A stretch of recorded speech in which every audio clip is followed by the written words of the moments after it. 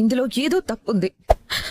వడలా ఎవరూ లేనట్టుగా అనాథలా పోలీస్ స్టేషన్లో ఉంటే నేను తట్టుకోలేకపోతున్నాను. వాడిని విడిపించి తీసుకొస్తే అన్ని నిజాలు తెలుస్తాయి కదా. అది మాత్రం జరగదు.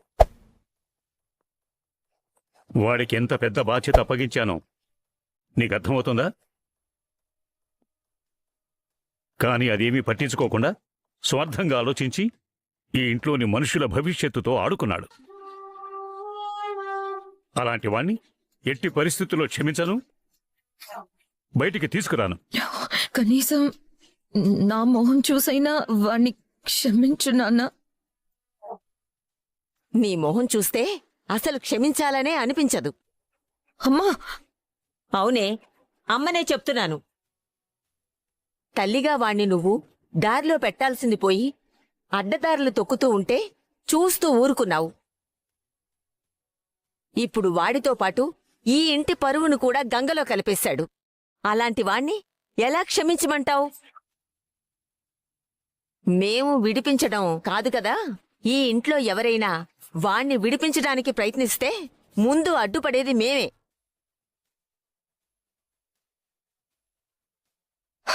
వీళ్ళని నమ్ముకొని ప్రయోజనం లేదు. ఈ ఏడుపేదో రాజు ముందేడిస్తే వాడు కరిగిపోతాడు, రాహుల్ని విడిపిస్తాడు. ఇంకా నిల్చున్నావేంటి? వెళ్ళో. వీడు వీడమ్మలాగా స్ట్రిక్ట్ గా ఉండడు, ఊరికే కరిగిపోతాడు. ఇక రాహుల్ని విడిపించడానికి వీడు తప్ప నాకు దిక్కులేదు. రాజ్,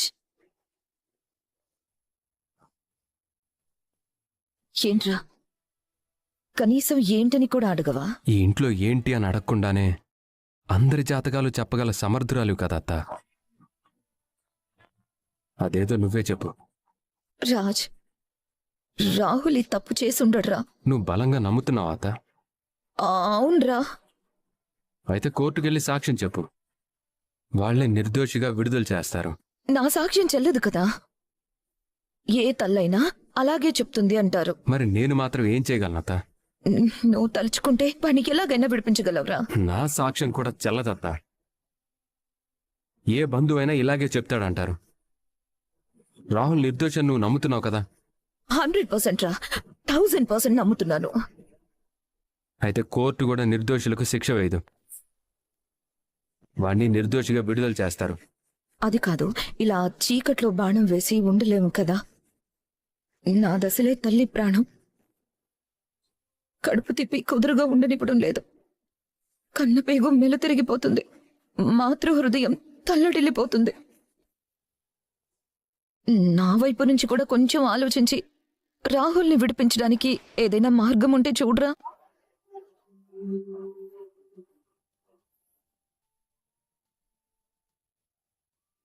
నువ్వు రాహుల్ చిన్నప్పటి నుంచి కలిసి పెరిగారు కదరా, కనీసం ఆ ఎమోషనల్ అయినా లేదా? పోనీ వాడు తప్పు చేశాడా ఒప్పు చేశాడా అన్నది పక్కన పెడితే మన ఇంట్లో ఒక మనిషి వెళ్ళి పోలీస్ స్టేషన్లో ఉన్నాడురా. వాణ్ణి విడిపించాల్సిన బాధ్యత మన మీద ఉంది కదరా. అత్త, నువ్వు మొదటిసారి వాడు తప్పు చేసినప్పుడు దండించుంటే ఇన్నాళ్ళు ఇన్ని తప్పులు చేసుండేవాడు కాదు. ఇవాళ తనకు అన్నం పెట్టే ఇంటికి ద్రోహం చేసేవాడు కాదు. తప్పు వాడిది కాదత్త, నీదే. వీడు కరుగుతున్నాడా, నన్ను కడుగుతున్నాడా? రే, అంత అన్యాయంగా మాట్లాడకురా. రాక్షసుల్ని కన్న తల్లి కూడా వాళ్ళు క్షేమంగానే ఉండాలని కోరుకుంటుందిరా. నేను వాడిని ఎప్పుడూ మందలిస్తూనే ఉంటాను. ఈ నేరం నుంచి బయటపడి వాడు క్షేమంగా ఇంటికొస్తే ఇక జీవితంలో ఎలాంటి తప్పు చేయకుండా నేను చూసుకుంటానురా. వచ్చేలా లేడు గాని ఆఖరి అస్త్రం వదులుతాను.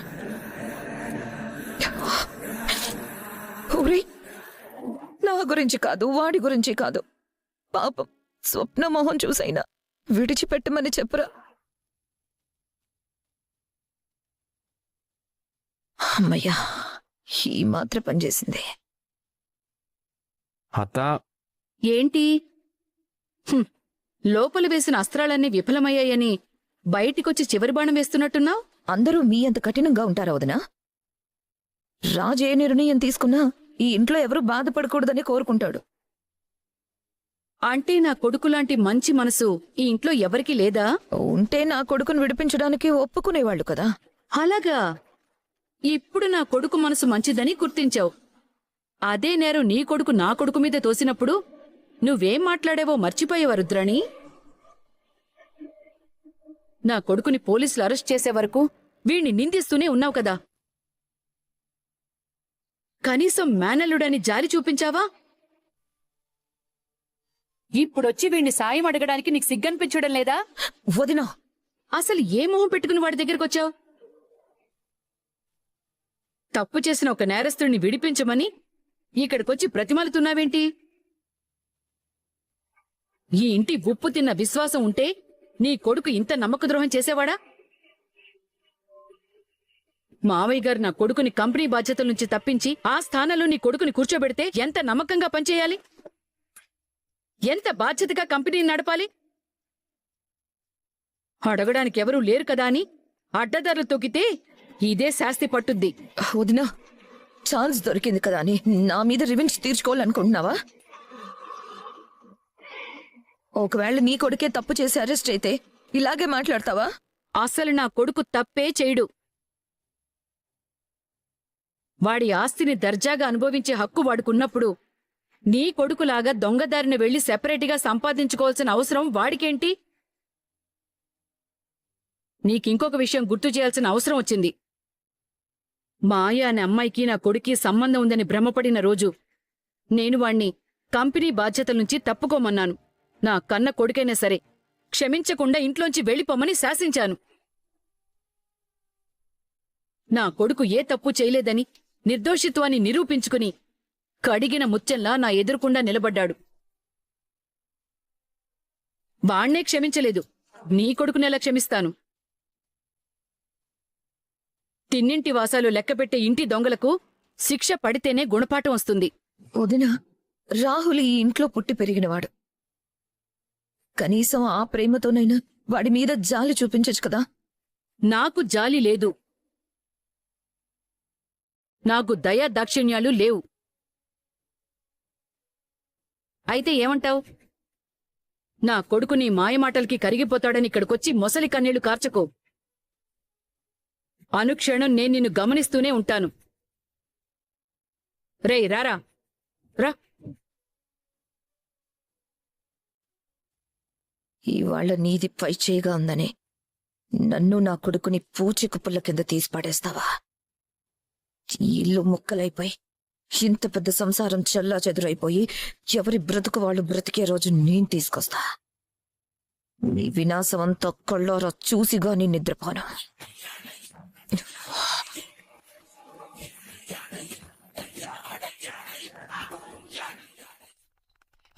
అసలు నువ్వు మనిషివేనా? మనిషిని కాబట్టే బిర్యానీ తింటున్నానత్తయ్యా. అదే మృగాన్నైతే నిన్ను పీక్కు తినేదాన్ని కదా. ఇప్పుడు కూడా పెద్ద తేడా ఏం లేదులే. మృగంలానే ప్రవర్తిస్తున్నా. ఒకవైపు నీ మొగుడు పోలీస్ స్టేషన్లో అరెస్ట్ అయ్యి కూర్చునుంటే అసలు ఏమీ పట్టనట్టు మెక్కుతున్నావా? కొంచెం కూడా నీకు బాధలేదా? సగం బాధగానే ఉందత్తా. ఫుల్ బిర్యానీ ఆర్డర్ పెట్టాను, నువ్వు ఉన్నావు కదా అని సగమే తింటున్నా. అదే నువ్వు కూడా అరెస్ట్ అయిపోయి ఉంటే ఈ ఫుల్ బిర్యానీ నేనొక్కదాన్నే తినేదాన్ని. తినేసేయ్. మొత్తం బిర్యానీ తినేసి నీళ్ల బదులు నా రక్తం తాగు. ఏమో, ఎవరికి తెలుసు, ఆ రోజు కూడా వస్తుందేమో. నీ మొగుడు పోలీస్ స్టేషన్లో ఉంటే రేపు ఈ ఇంట్లో వాళ్ళు నిన్ను కూడా చులకనగా చూస్తారు. మీలాంటి దుర్మార్గులనైతే చీప్గా చూస్తారు, నాలాంటి అమాయకురాలనైతే జాలిగా చూస్తారు. నాకొచ్చిన ప్రాబ్లం ఏం లేదు. నీ మొగుడు పోలీస్ స్టేషన్లో ఉండడం అంటే ఎంత పెద్ద విషయమో నీకు అర్థమవుతుందా? నువ్వు నీ కొడుకు ఏమైనా గుళ్ళు గోపురాలు కట్టారా స్టేజ్ మీద పిలిచి సన్మానాలు చేయడానికి? కుట్రలు కుతంత్రాలు చేశారు. అలా చేస్తే ఇలానే జైలుకి పోతారు. నీ కొడుకు ఎలాగో అడ్డంగా దొరికిపోయాడు. చేసిన తప్పుకి కనీసం 2-3 ఏళ్లు జైలు శిక్ష అనుభవించుగాని తిరిగిరాడు. కాబట్టి వాడి గురించి ఆలోచించడం మానే. అత్తా, నీ కొడుకు విషయంలో పట్టుబడితే కోపం వస్తుంది. అదే ఈ బిర్యానీని పట్టుపట్టావే అనుకో, కనీసం ఆకలైనా తీరుతుంది. రా అత్తా, వచ్చి భోంచేయి. ఛీ!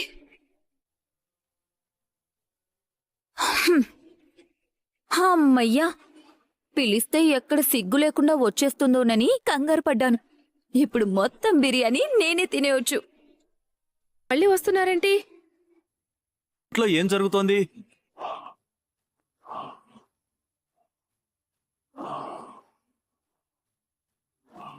రండి రాహుల్.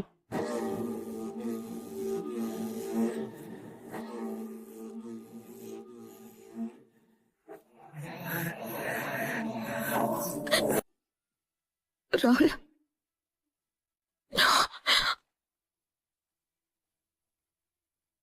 ఇతను రిలీజ్ అయి వస్తున్నాడా, లేదంటే ఇంకేదైనా ఎంక్వైరీకి తీసుకొస్తున్నారా? ఏం జరిగింది ఎస్ఐ గారు? న్యాయమే గెలిచింది మమ్మీ. నేను నిర్దోషినని పోలీసులకు తెలిసి నన్ను విడుదల చేశారు. ఈ విచిత్రం ఎలా జరిగింది?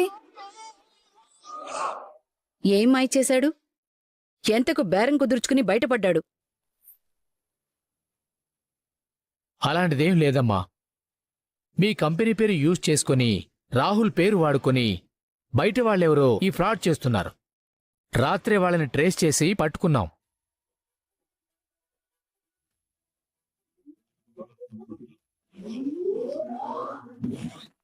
ఇందులో రాహుల్కి ఎటువంటి సంబంధం లేదు.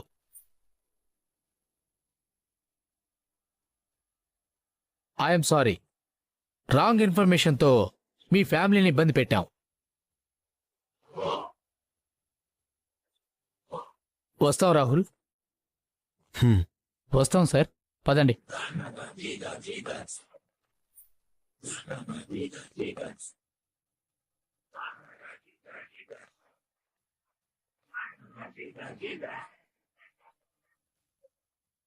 సభాసదులారా, ఉద్దండులారా, కళ్లకు గంతలు కట్టుకున్న కురువృద్ధులారా, నిన్నంతా ఎవ్వరిని చూసినా ధర్మపీఠం దద్దరిల్లేలా, దిక్కులు పిక్కటిల్లేలా, న్యాయదేవతకు నీరాజనం పట్టేలా ఈ ఇంటి తీర్పునిచ్చి నా కొడుకు జైలుకు వెళ్లడమే మంచిది అని తీర్మానించారే. ఇప్పుడేమంటారు? పొరపాట్లు చేస్తాడేమో గాని నేరాలు చేయడు అని ఒక్కొక్కరి దగ్గరికి వెళ్లి విడిపించమని అర్థిస్తోంటే మీ ఇంటికి పట్టిన అష్టదరిద్రాలన్నీ తొలగిపోయినట్టు అందరూ వాడి అరెస్ట్ని సమర్థించారు కదా.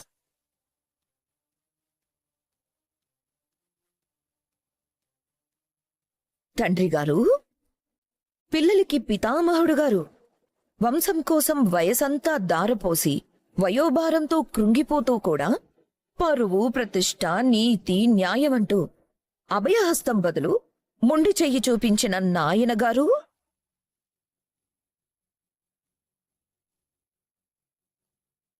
మీ చిట్టి చిట్టి చిలకమ్మ పలుకులు విని బావగా బాధ్యతగా బాగానే మాట్లాడారు కదా. ఇప్పుడేమైంది మీ పెద్దరికం? కళ్ళకు గంతలు కట్టుకుందా? నోటికి తాళం కప్ప వేసుకుందా?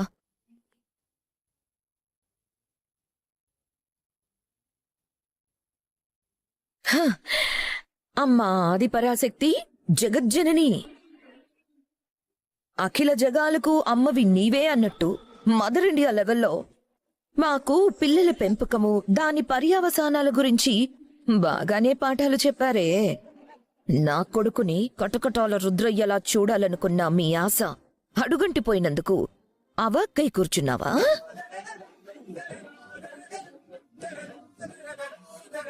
ఆచార్యపుత్ర, ఆచార్యపుత్రుడు రావడానికి ఆలస్యమైందేమో గాని రావడం మాత్రం జరిగింది కదా.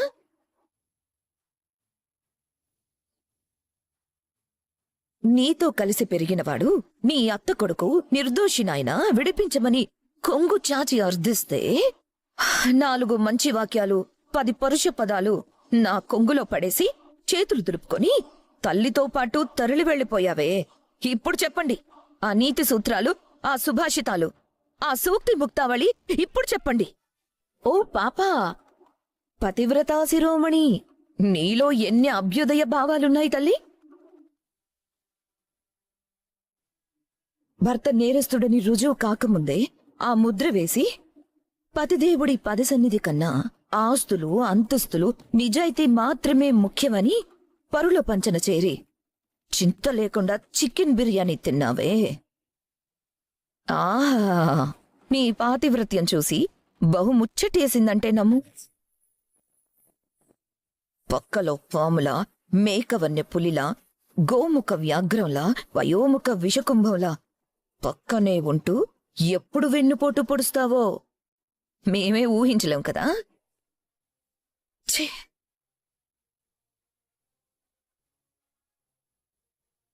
హా, కావ్య కన్యక కర్తవ్యం విజయశాంతి. ఇక నువ్వు రుద్రాణి గారు,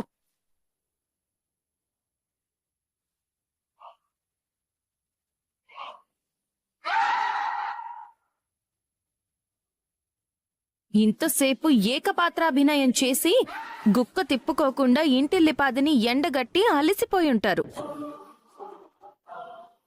కాస్త మీ వాగ్దాటిని తగ్గించుకోండి.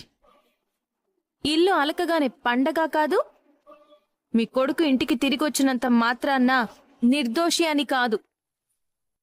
మీ మంతనాలు, మతలబులు, తిమ్మిని బమ్మిని చేసే మంత్రాంగాలు ఇక్కడ అందరికీ తెలుసు. ఇది ఇంతటితో ముగిసిపోయిన మురికి చరిత్ర అనుకుంటున్నారేమో. గుణపం పట్టుకుని సత్యాన్వేషణ మొదలు పెడితే మీ కొడుకు బాగోతాలన్నీ బయటపడతాయి. ఏ షటప్, యూ షటప్. ఏమనుకుంటున్నారు మీ గురించి మీరు?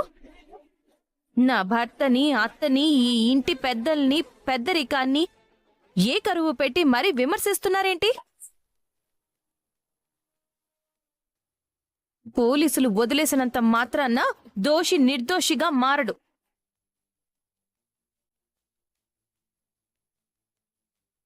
ఇప్పుడు బయటపడ్డా ఇక ముందు ఏం చేసినా దొరికిపోతాడు.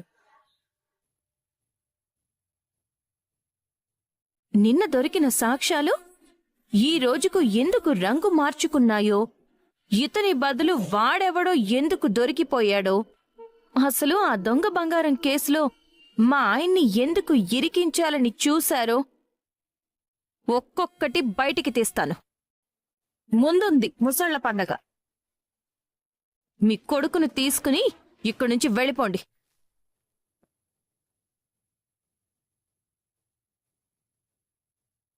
ఈవిడ కొడుకేదో పైనుంచి పొరపాటున భూమి మీద పడ్డ గంధర్వుడన్నట్టు ఓ మూతి 3 వంకర్లు తిప్పుకుంటూ మయసభలో పరాభవం పొందిన దుర్యోధనుడిలాగా అర్థం కాని భాషలో మాట్లాడితే ఇక్కడ అందరూ గిల్టీగా ఫీల్ అయ్యి తలదించుకుంటారనుకుంటున్నారా? Stop it Kalavathi. ప్రతి సంవత్సరంలాగే ఇప్పుడు కూడా వాడి పేరు మీద గుడిలో అభిషేకం చేయించి అన్నదానం చేయించడానికి అన్ని ఏర్పాట్లు చేశాను. అందరం కలిసే వెళదాం. మీరంతా వెళ్ళండి అత్తయ్య, నేను రాలేను. నా ఆరోగ్యం ఏమీ బాలేదు. మీరందరూ వెళ్ళండి. అత్తయ్య గారికి నేను తోడుగా ఉంటాను.